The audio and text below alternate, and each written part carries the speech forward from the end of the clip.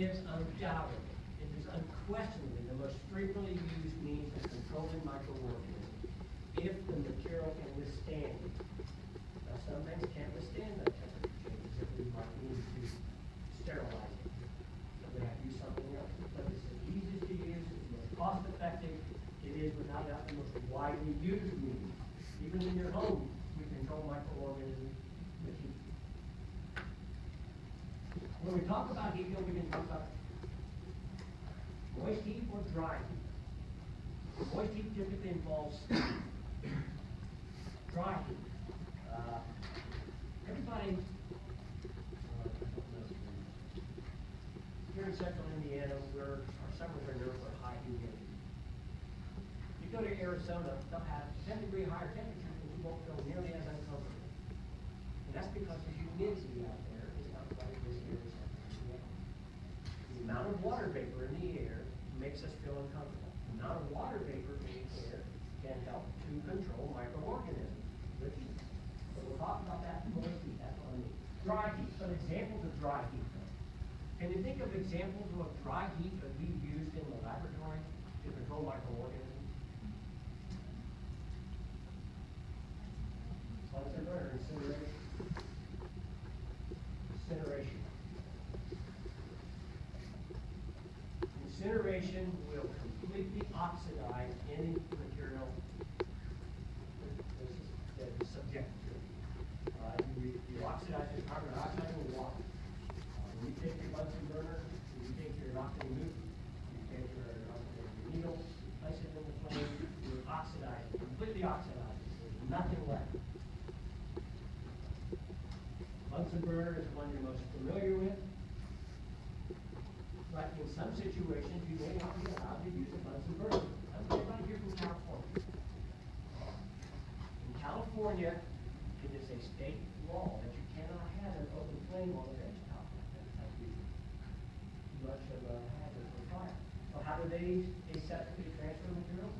Well, they use what's called an incinerator. They sometimes go by a variety of different terms, actual incinerator, benchtop incinerator. But all it is, this is an electrical coil.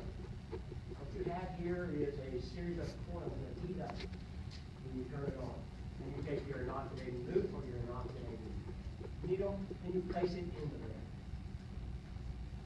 Now, that will incinerate anything that's on the end of that loop or end. You just don't have an open flame.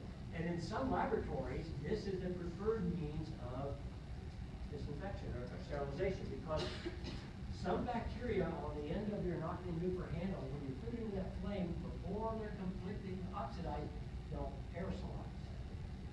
And if you're dealing with mycobacterium or any of the infectious agents that you inhale, that you get through inhalation, breathing, you're likely to make contaminated or something. But these are the two means that we typically think of dry incineration or incineration and dry heat.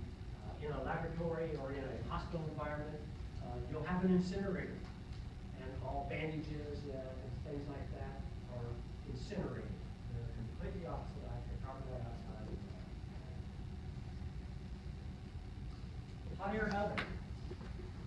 I would imagine that you all have a stove at home. You can crank that temperature up very high. What's it take? A pizza takes 350 degrees, something like that. So a hot air oven.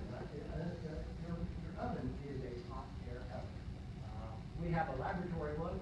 This is what it looks like. This one we can crank up to 550 degrees.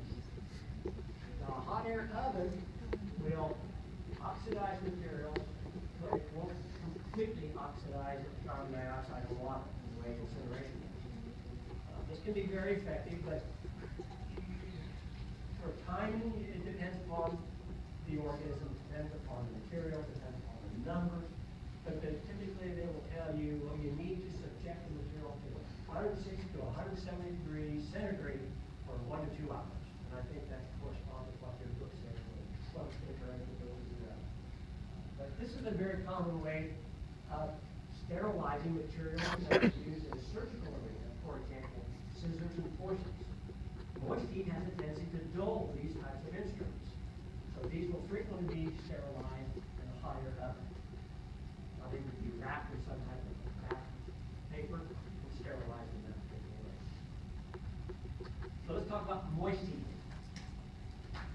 you think of moist heat, what's probably the first thing that comes to your mind? Moist heat? How about boiling water? Boiling water. Maybe you've ever seen the old high western, sometimes don't have a baby doctor. Boil some water. Boiling is a very effective means of controlling vegetative bacteria. Bacteria that are growing, remember the term vegetative? It will do nothing for endospores. It will do nothing for naked viruses. It's not considered to be any means of sterilization. It's a disinfection procedure. How about another form of moist control? How about?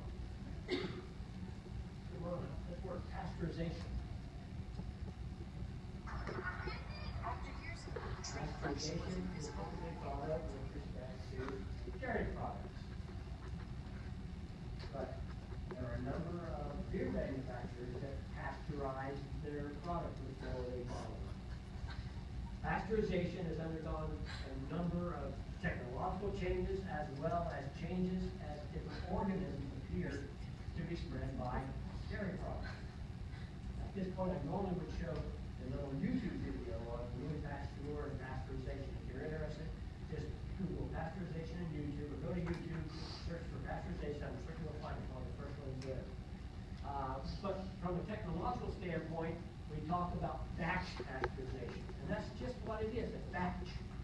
You take a big tank.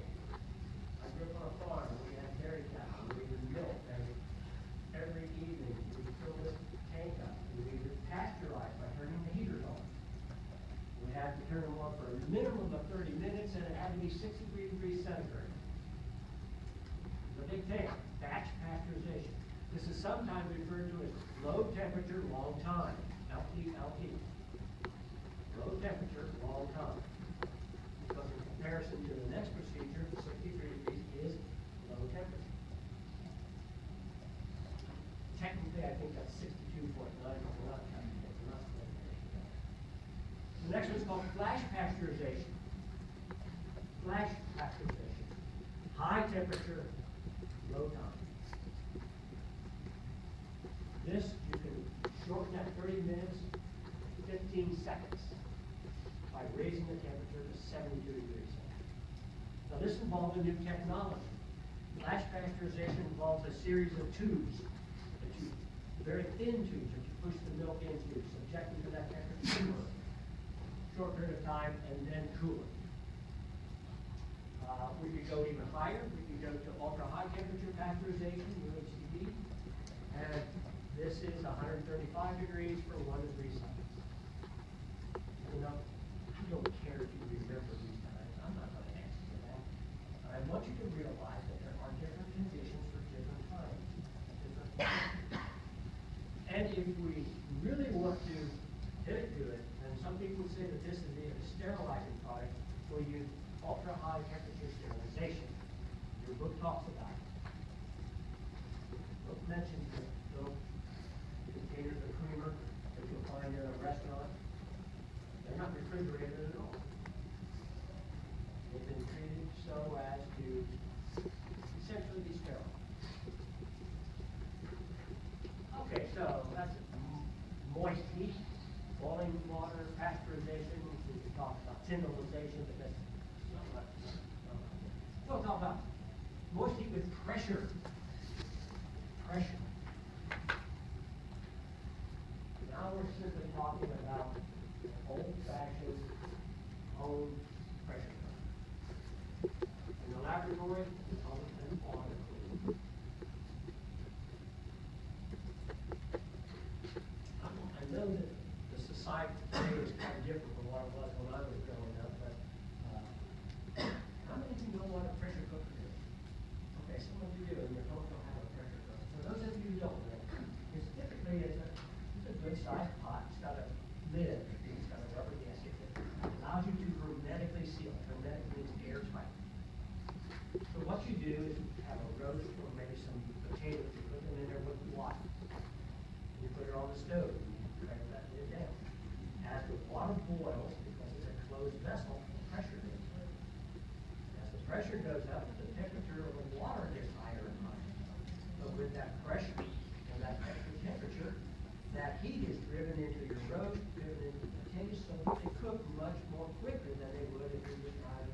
of them on the stove. It's a very, very common, these are very common means of cooking. Somewhat surprised that so many people know what it is, because in the past years, we haven't known what it is. Well, in principle, it's the same thing. By cranking that down and boiling that water, you create pressure. And that pressure will drive that heat into your product. Now, in the home, you're using to cook your meal faster. In the laboratory, we're using to inactivate bacteria. And that's where our autoclave comes in. This is our autoclave.